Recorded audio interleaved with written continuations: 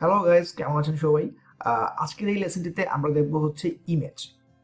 So কিভাবে একটা ইমেজকে আমরা আমাদের ওয়েব ব্রাউজারে শো করব, কিভাবে এই ইমেজ নিয়ে আমরা কাজ করব, ইমেজের ডিরেক্টরি পাথ কিভাবে কাজ করে, বা এই ইমেজকে কিভাবে ম্যাপিং করা যায় এই জিনিসগুলো, বা ডিভাইস অনুযায়ী মাল্টিপল ইমেজ আমি কিভাবে লোড করব ওই জিনিসগুলো। সো আমি একদম বেসিক ইমেজ ট্যাগের মাধ্যমে শুরু করছি। সো প্রথমেই আমি যদি আমার কোডিংয়ে চলে আসি। সো যে কোনো ইমেজকে আপনি আপনার ওয়েব ব্রাউজারে লোড করানোর জন্য বা দেখানোর জন্য ইউজ করা হয় আইএমজি ট্যাগ। সো এই আইএমজি ট্যাগের দুইটা একদম কমন বা একদম কোর দুইটা অ্যাট্রিবিউট থাকে। একটা হচ্ছে এসআরসি বা সোর্স, যেটার মাধ্যমে আপনি আপনার ইমেজের ডিরেক্টরি পাথটা লিঙ্ক করবেন, এবং আরেকটা হচ্ছে এএলটি অল্টার, অর্থাৎ অল্টারনেট টেক্সট হিসেবে যদি এই ইমেজটা কোনো কারণে লোড না হয়, তখন হচ্ছে এই অল্টার ট্যাগের মধ্যে ওই ইমেজের মানে ডিসক্রিপশন বা এই ইমেজ সম্পর্কে কিছু টেক্সট লেখা হয়ে থাকে, যেন একজন বুঝতে পারে যে এখানে এই ইমেজটা ছিল বা এইটা ডিসক্রাইব করতে চেয়েছে। সো আমি এসআরসির টেক্সটের মাধ্যমে ফার্স্টে আগে আমি একটু দেখি আমাদের ওয়েব ব্রাউজারে আউটপুট কি আছে। আহ, কিছুই থাকার কথা না, কোনো কিছুই আসবে না অ্যাকচুয়ালি, বিকজ আমাদের এখন কিছু নেই। সো আমি এবার হচ্ছে এই ইমেজকে কিভাবে লিঙ্ক করব। সো আমি যদি আমার এই ডিরেক্টরি পাথটা একটু দেখি, এখানে ইমেজেস নামে একটা ফোল্ডার রয়েছে। সো আমি যদি আমার ইমেজকে লোড করতে চাই, তাহলে প্রথমে আমার ওই ইমেজেস ফোল্ডারটি লিখতে হবে, দেন যেই ইমেজটা আমি দেখাতে চাচ্ছি সেই ইমেজটা হচ্ছে এখানে লিখতে হবে। সো ইমেজের নাম ডট, এইটুকু পর্যন্ত হচ্ছে ইমেজের নাম ডট এক্সটেনশন। ওকে, দেন হচ্ছে অল্টারনেট টেক্সট আমি লিখছি। প্রথমে আমি হচ্ছে দেখি আমার আউটপুটটা কেমন আসছে। সো আমি যদি রিফ্রেশ করি তাহলে আমি দেখতে পাচ্ছি এখানে একটা ইমেজ আছে। সো এই ইমেজের সাইজটা অনেক বড়। আমি এটাকে এখন কি করতে পারি, আমি একটা কাজ করব, সেটা হচ্ছে এখানে আমি স্টাইল অ্যাট্রিবিউট ইউজ করব, করে হচ্ছে এটার উইথ আমি ডিফাইন করে দিব। সাপোজ আমি উইথ দিতে যাচ্ছি 300 পিক্সেল। আমরা একটা কাজ করতে পারি, স্টাইল অ্যাট্রিবিউট না দিয়ে ডিরেক্ট উইথ আমাদের HTML এর যে অ্যাট্রিবিউট আছে এটা দিতে পারি। সো এখানে আমি উইথ দিলাম হচ্ছে 500 পিক্সেল। সাপোজ উইথ হলো কত, 500 পিক্সেল। এবার যদি আমি একটু দেখি, এই যে আমার ইমেজটা আমি পেয়ে গেছি। সো আমার একটা ইমেজের উইথ আমি ডিফাইন করতে পারবো, হাইট ডিফাইন করতে পারবো এখান থেকে। বাট একটা জিনিস আমাদের অলওয়েজ মাথায় রাখতে হবে, কখনো আমরা উইথ এবং হাইট ইমেজের মধ্যে এইভাবে ডিফাইন যখন করব, তখন উইথের সাথে এটার যে অ্যাসপেক্টেড রেশিও থাকে, ওই অ্যাসপেক্টেড রেশিওটা অটোমেটিক হাইটে নিয়ে নেয়। সো এই জিনিসটা যদি আমি উইথের সাথে হাইট যদি আমি না লিখি, জাস্ট উইথটা কমাই, তাহলে সে অনুযায়ী কী হবে, এক্সপেক্টেড রেশিওটা নিয়ে আসবে। কিন্তু আমি যদি এটাতে ওই এক্সপেক্টেড রেশিও, যে রেশিওটা থাকার কথা, সেটা না দিয়ে যদি আমি হাইট ডিফাইন করি, সাপোজ 1000 পিক্সেল বা 700 পিক্সেল, সো এই ক্ষেত্রে কি হবে, এই ক্ষেত্রে একটা প্রবলেম আমাদের ফেস করতে হবে, ইমেজটাকে মনে হবে টেনে আমরা বড় করে ফেলছি। সো এখানে এখন দেখি ইমেজের চেহারাটা নষ্ট হচ্ছে, মনে হচ্ছে এটা স্ট্রেচ করা হয়েছে। সো এই কাজটা করা যাবে না। সো এটা না করে আমরা কি করব, উইথ ডিফাইন করব, বাই ডিফল্ট ভাবে আমি হাইট পেয়ে যাব। এখন এখানে ইমেজের যে ডেসক্রিপশন, সাপোজ এই ইমেজটা কি দেখাতে চেয়েছে বা কি বহন করছে ওই জিনিসটা, যেমন এটা ইমেজের নামটাই হচ্ছে coffee cup working happy. So এই জিনিসটাই হচ্ছে আমি চাইলে আমার টেক্সটে দিয়ে দিতে পারি। সো এটা হচ্ছে ইমেজ ট্যাগের একদম বেসিক যেই অ্যাট্রিবিউটগুলো আছে, এবং আমার বেসিক যেই অ্যাট্রিবিউটের বৈশিষ্ট্যগুলো আমরা দিতে পারি, এই জিনিসগুলো অলরেডি আমরা জেনেছি। এখন আমরা জানবো একটু ভিন্ন জিনিস, সেটা হচ্ছে ইমেজ ম্যাপিং। একটা ইমেজকে কিভাবে ম্যাপ করতে হয়। ও আচ্ছা, আরেকটা জিনিস হচ্ছে আমি কথা বলে নিই, সেটা হচ্ছে এই যে সোর্সের এই যে এখানে আমি এই ডিরেক্টরি পাথটা কিভাবে লিখবো।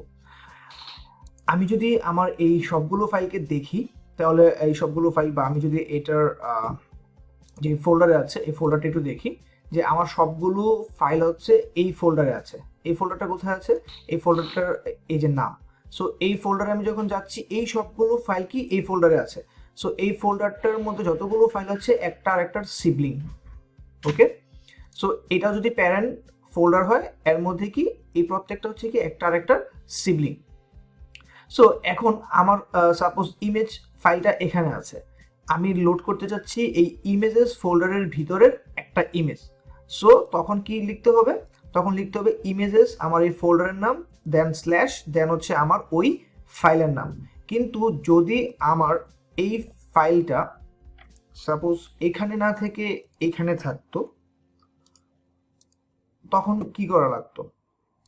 তখন হচ্ছে আমি যে কাজটা করতাম, এই ইমেজেস না দিয়ে শুধু যদি এটা দিতাম, কারণ এটা কি সিবলিং, এই ইমেজ ফাইল এবং এটা কি সিবলিং। সো শুধুমাত্র ওই ফাইলের নামটা যদি আমি কল দিতাম, আই মিন এখানে পাতে ডিরেক্টরি পাতে দিতাম, তাহলে এটা এখানে চলে আসতো।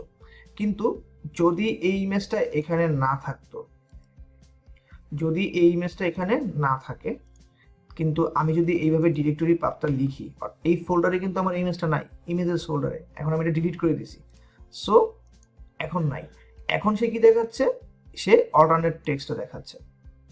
অর্থাৎ সামহাউ এটা যদি আমার নেটওয়ার্কের স্লো হওয়ার কারণে বা কানেকশনে কোনো প্রবলেম হওয়ার কারণে ইমেজটা যদি লোড নাও হয় বা ইমেজটা যদি সার্ভারিংটা নাও থেকে থাকে, তাহলে এই অল্টারনেট টেক্সটটা আমরা পাবো। সো এইটার মাধ্যমে আমরা বুঝতে পারলাম কিভাবে হচ্ছে আমরা এই জিনিসটা ডিরেক্টরি পাথ থেকে এটাকে কিভাবে লোড করব। ওকে, সো আমার আছে ইমেজেস ফোল্ডারে, সো আমি এটা এইভাবে দিলাম। ওকে, সো এই ডিরেক্টরি পাথের মধ্যে আরো একটা জিনিস আমি একটু এখানে কোডের মাধ্যমে দেখাই। এখন যদি আমার এই ফোল্ডার থেকে, অর্থাৎ এই ফাইল থেকে, এটা তো হচ্ছে ফাইলের সিবলিং, যদি সিবলিং না হয় এটার প্যারেন্টে হতো, অর্থাৎ একটা পিছনে যাওয়া লাগতো। সো একটা পিছনে যদি ফোল্ডার যদি আমার পিছনে যাওয়া লাগতো, তখন আমি ইউজ করতাম স্ল্যাশ ইমেজেস এইভাবে। অর্থাৎ এই ফাইলের প্যারেন্ট ফোল্ডারের পাশে যদি এরকম থাকতো, তখন আমি এই ডট ডট স্ল্যাশ ইমেজেস দেন আমার ফাইল নেম আমি লিখতাম। ঠিক আছে, সো এটা কি ডট ডট স্ল্যাশের মানে কি একটা পিছনে। আর যদি একদম কমন একটা রুট ফোল্ডার থাকে আমাদের, তখন আমরা হচ্ছে এই রুট ফোল্ডার থেকে ডাইনামিকলি যখন পাথটা ইউজ করতে যাই, তখন হচ্ছে এই টোটাল এটার আগেও একটা স্ল্যাশ দিতে হয়। তাহলে এই প্রজেক্টের মেইন যে ফোল্ডারটা, সেই ফোল্ডারের মধ্যে সে সার্চ করবে যে ইমেজ নামে কোথায় ফোল্ডারটা আছে, দেন সে ওই ফাইলটাকে লোড করবে। সো এইটা হচ্ছে ডিরেক্টরি পাথের বেসিক। আমরা ঠিক এই ডিরেক্টরি পাথটা মেনটেন করে অডিও ফাইল, ভিডিও ফাইল বা মিডিয়া ফাইলগুলো লোড করব। সো আমি হচ্ছে এখন আসি ইমেজ ম্যাপিং এর ক্ষেত্রে। সো ইমেজেস অ্যান্ড হচ্ছে ওকে, তো একটা ইমেজকে ম্যাপিং বলতে বোঝানো হয়, এই ইমেজটা যদি আমি দেখি, এটা ছাড়া আরেকটা ইমেজ যদি আমি এখানে একটু লোড করাই,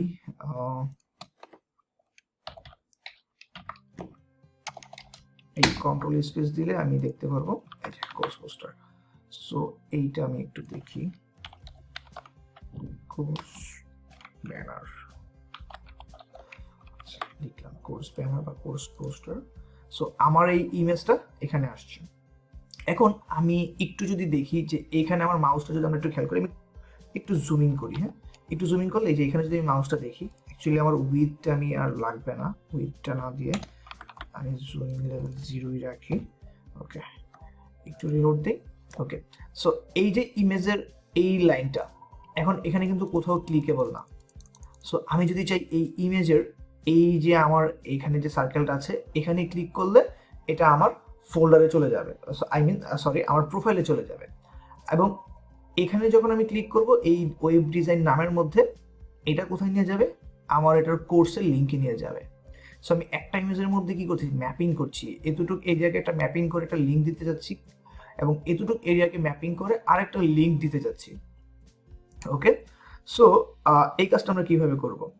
সো কোনো একটা ইমেজকে ম্যাপিং করার জন্য ইউজ করা হয় ম্যাপ ট্যাগ, এবং এই ম্যাপ ট্যাগের মধ্যে যেই এরিয়াটাকে আমি ম্যাপিং করতে যাচ্ছি ওই এরিয়া নিতে হয়।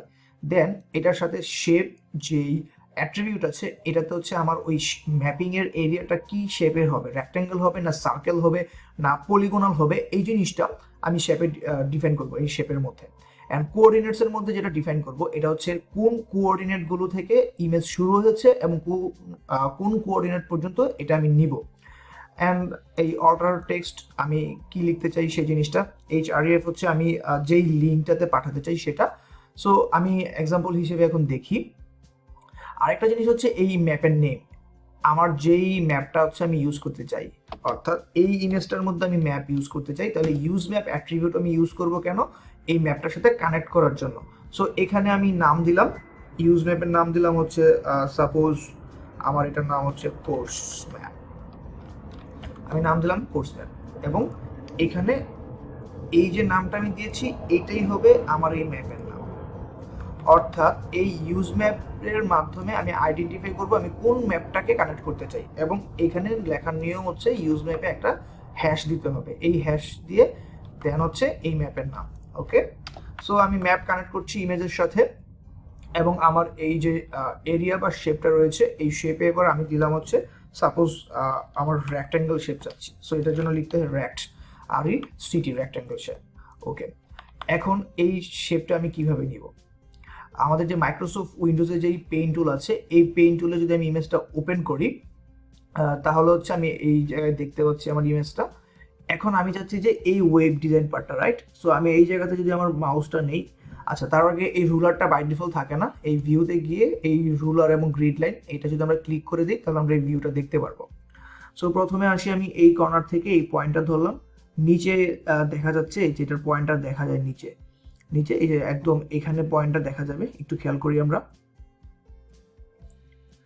এই যে 70/260। ওকে, সো আমি প্রথম কোঅর্ডিনেট পাচ্ছি কত, এক্স অ্যাক্সিসে 70।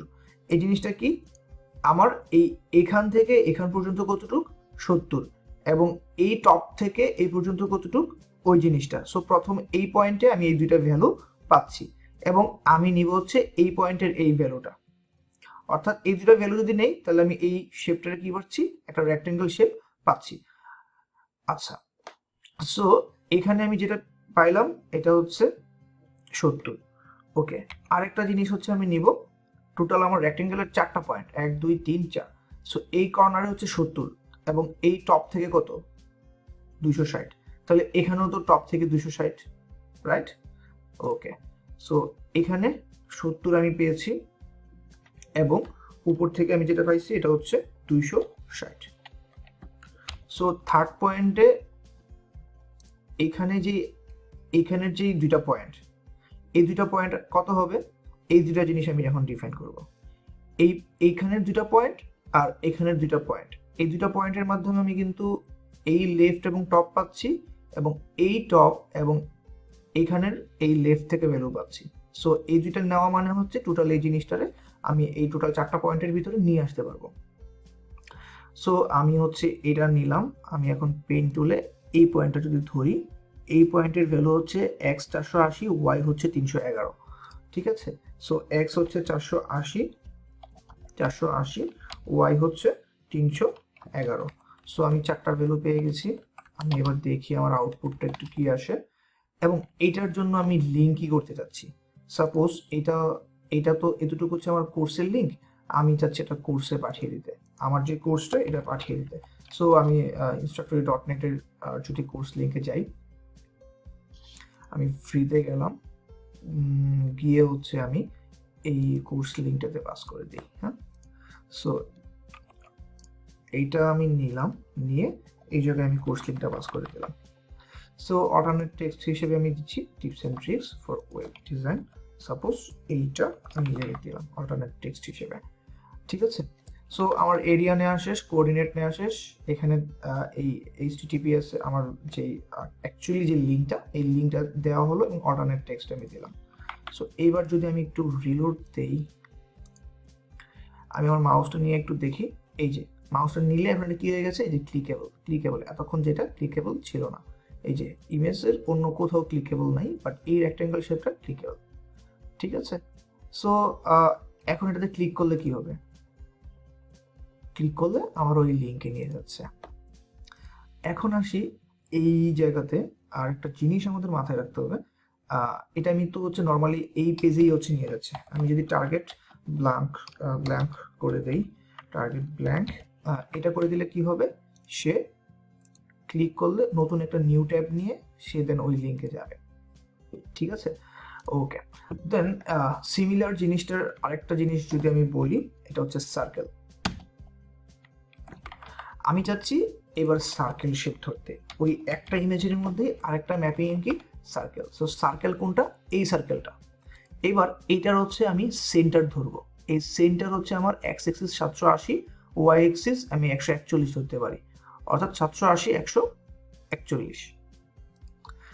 ওকে, এখানে ভ্যালুটা আমরা দেখতে পাচ্ছিলাম।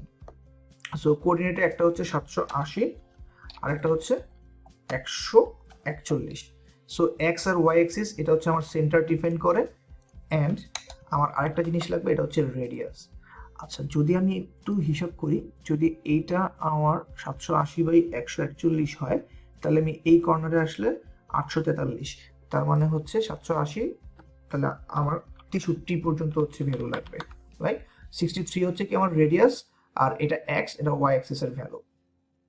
এবং এটার লিঙ্ক কি হবে, এটা যেহেতু আমার প্রোফাইল, সো আমি চাচ্ছি আমার প্রোফাইলে লিঙ্ক করে দিতে। ওকে, সো প্রোফাইলে যদি আমি লিঙ্ক করতে চাই, তাহলে আমার এই প্রোফাইলে গেলাম, গিয়ে হচ্ছে আমি এইখানে আমার প্রোফাইলটাকে লিঙ্ক করে দিব। সো এইখানে এই প্রোফাইলকে লিঙ্ক করে দিচ্ছি এবং টার্গেট ব্ল্যাঙ্ক, এবং এটা হচ্ছে আমি জাস্ট আমার নাম দিয়ে দিলাম alternate text Nahid.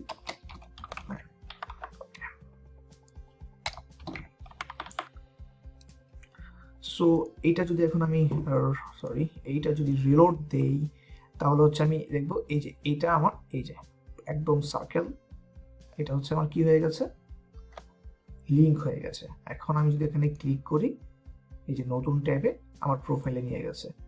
So image mapping অনেক মজার একটা জিনিস, চাইলে আপনারা এটা নিয়ে অনেক বেটার কিছু করতে পারবেন। কিন্তু একটা জিনিস হচ্ছে আমি একদম ক্লিয়ারলি যেটা মাথায় রাখতে হবে আমাদের, এই ইমেজের যে উইথ বাই ডিফল্ট, যে উইথটা বাই ডিফল্ট ইমেজের যে ডাইমেনশনটা, যেমন আমার এখানে যদি আমি একটু বাই ডিফল্ট এটার উইথটা দেখি, এটা আছে 1000/562। সো আপনি যদি এখানে ইমেজের এই উইথ চেঞ্জ করে ফেলেন, তাহলে এই রেক্টেঙ্গল ভ্যালুগুলো কিন্তু আবার চেঞ্জ করতে হবে, অর্থাৎ ইমেজের ডাইমেনশন অনুযায়ী কোঅর্ডিনেট চেঞ্জ হবে। সো এখন এটা কিন্তু খুবই একটা প্রবলেম ক্রিয়েট হতে পারে। যেমন আমি যদি বড় একটা ডিভাইসে আমার ইমেজের কোঅর্ডিনেশন চিন্তা করি, ছোট ডিভাইসের ক্ষেত্রে কোঅর্ডিনেশন চিন্তা করি, এটা কিন্তু নাও ঠিক থাকতে পারে। সো ওই ক্ষেত্রে ডাইনামিক্যালি এবং রেসপন্সিভের জন্য এই জিনিসটা আমরা জাভাস্ক্রিপ্ট দিয়ে এই কোঅর্ডিনেটটা ডাইনামিকলি পাস করতে পারি, তখন হচ্ছে আমাদের এই প্রবলেমটা ফেস করতে হবে না। এখন আসি আমাদের ম্যাপিং গেল। আশা করি ম্যাপ নিয়ে আপনারা অনেক বেশি প্র্যাকটিস করবেন, কজ একটা সাপোজ আপনি চিন্তা করে দেখেন যে এটা একটা ওয়েবসাইটের মধ্যে এখানে একটা বাড়ির ছবি আছে বা একটা রুমের ছবি আছে, একটা আর্কিটেকচার। সো ওইখানে একটা ফার্নিচার আছে, কোথাও একটা বাল্ব আছে, কোথাও একটা আর্ট আছে, কোথাও একটা টিভি আছে। সো ওই জিনিসগুলোর মধ্যে আপনি কিন্তু ডিফাইন করে দিতে পারবেন যে এইটা মাউসটা যখন নিবে ওই কোঅর্ডিনেশন, তখন এটাতে ক্লিক করলে ওইটার ডিটেলস যেই পেজটাতে নিয়ে যাচ্ছে ওইখানে গেলে ডিটেলস আরও কিছু দেখতে পারবে, ওই টিভির কনফিগারেশন বা স্পেসিফিকেশন দেখতে পারবে, বা হচ্ছে ওই আর্টের মিনিং কি বা স্পেসিফিকেশন দেখতে পারবে, ওই ফার্নিচারের ব্র্যান্ড বা কালার কম্বিনেশন এভরিথিং ওইগুলোতে লিঙ্ক করে দিতে পারবেন। সো ইমেজ ম্যাপিং অনেক মজার একটা টপিক। সো এটা খুব ভালোভাবে প্র্যাকটিস করবেন, এবং যদি কোনো প্রবলেম হয় অবভিয়াসলি আমাকে নক দিবেন। এখন আসি আরেকটা এলিমেন্ট নিয়ে, যেটা হচ্ছে পিকচার। সো পিকচার এলিমেন্ট বা পিকচার ট্যাগ কীভাবে কাজ করে চলুন দেখি। এর জন্য রয়েছে পিকচার নামে একটি ট্যাগ। সো এই পিকচার ট্যাগ নিয়ে এখন আমরা কাজ করার আগে একটা এইচআর ট্যাগ দিয়ে একটু ব্রেক এবং একটা ডিস্টেন্স দিই উপর এবং এটার মধ্যে।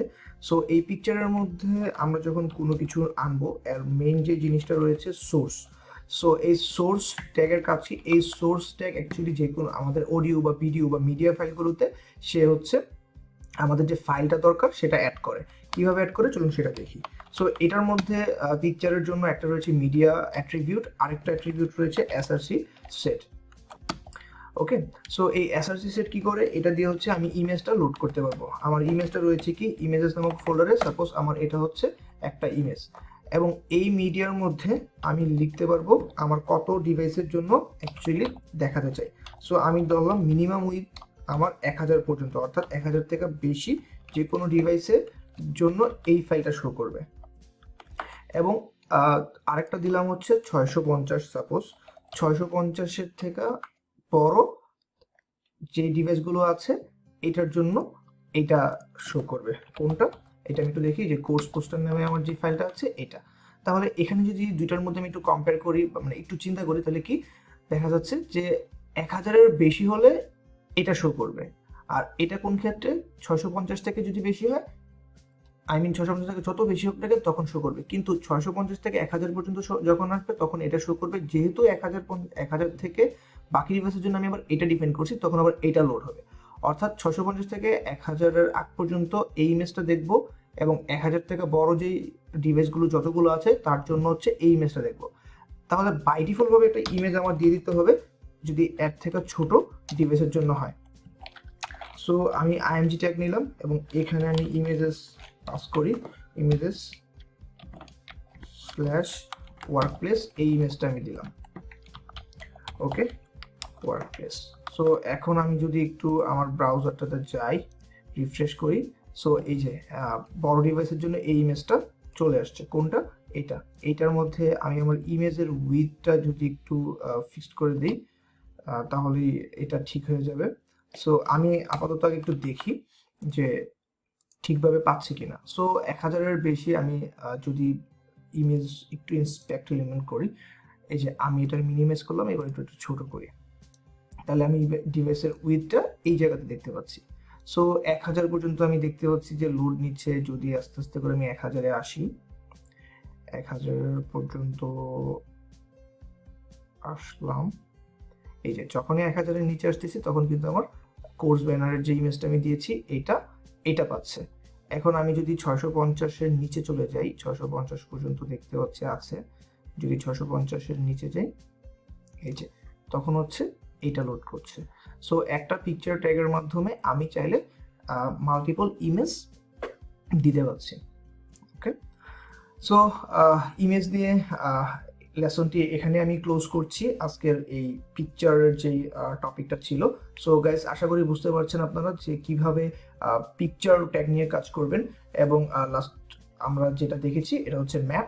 সো ম্যাপের কোঅর্ডিনেশন, শেপ, তারপরে হচ্ছে কিভাবে হচ্ছে ওই পেজের সাথে লিঙ্ক করবেন, এই জিনিসগুলো মানে আশা করি আমাদের একদম কনসেপ্ট ক্লিয়ার হয়ে গেছে। তারপরেও যদি কারো কোনো ধরনের প্রবলেম ফেস করেন বা প্র্যাকটিস করতে গিয়ে যে কোনো ধরনের প্রবলেম ফেস করলে অবভিয়াসলি আমাকে নক দিবেন, আই উইল হেল্প। বেশি বেশি প্র্যাকটিস করেন। সবাই ভালো থাকবেন এবং দোয়া করবেন। আল্লাহ হাফেজ।